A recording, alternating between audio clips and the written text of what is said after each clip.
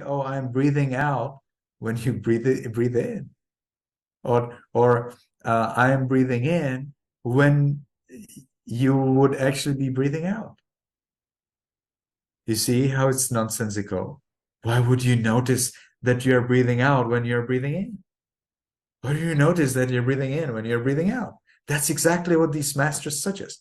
Like their idea is that that the thought is too fast. So you have to watch the past thought. But I disagree, because the Buddha's teachings is gradually leading us, as you could realize, to see the present moment. See, if we were supposed to watch the past moment, well, then the Buddha would say, I will notice that I was breathing in while I'm breathing out. Because that would gradually train you to see the past moment. But that's not the Buddhist training.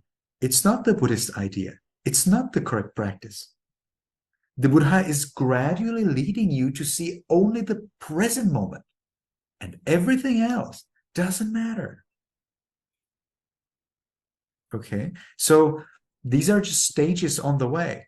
Gradually, from breath, of course, you will be observing feelings and observing and the mental states and hindrances and consciousnesses and so on, and they are pretty fast.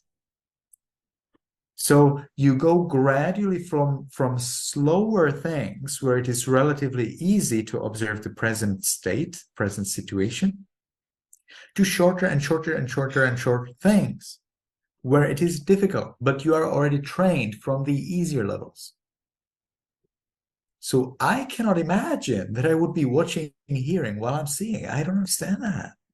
Or that I would be watching greed when I have no greed. I just don't understand that. How can these teachers say that?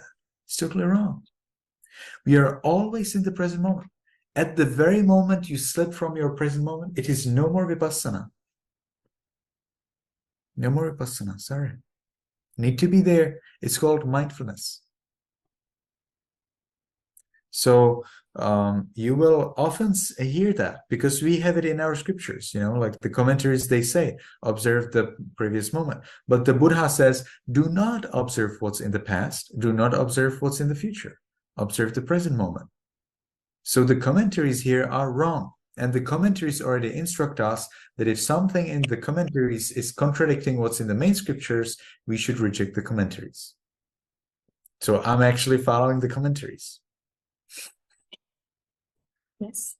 Okay, so we need to be very careful. And when you see the present moment, well, then your mind is enough sharp to realize it. Memory does not really look into the past. So memory does not really show you the real thing. So as soon as you would suggest, well, you need to watch your previous moment, well, what does it mean?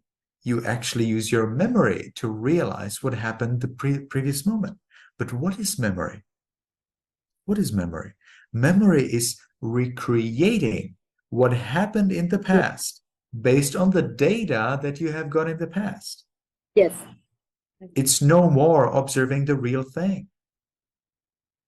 So meditating on the previous moment is a disaster because you're no more observing the real thing. You're just recreating some data. It's limited. It's illusion. Whatever you remember is not true. It's just recreated image of the truth. And that image sometimes is close to the truth and sometimes it's not. So we don't want to use memory during mindfulness.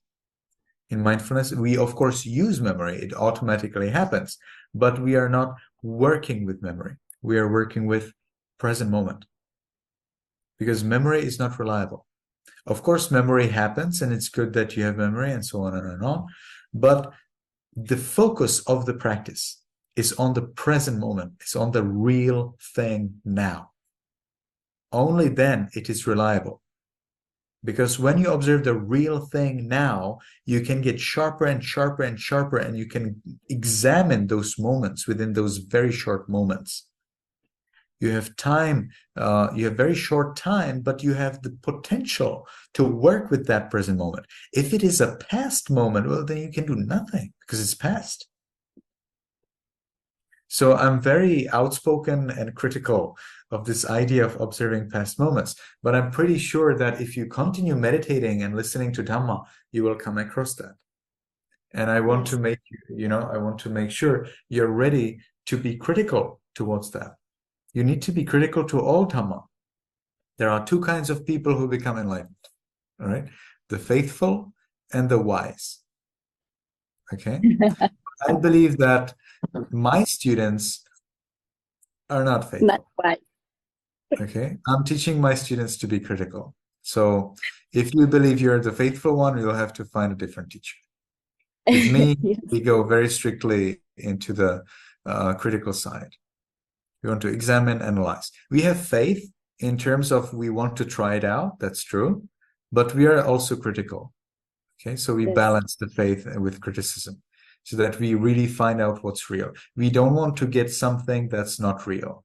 It's called delusion. We don't want that. Yes. Okay, so did it answer your question about what is Yes. the mind and how does it happen at the same time? Yes. Very clearly. Okay. Thank you, Bante.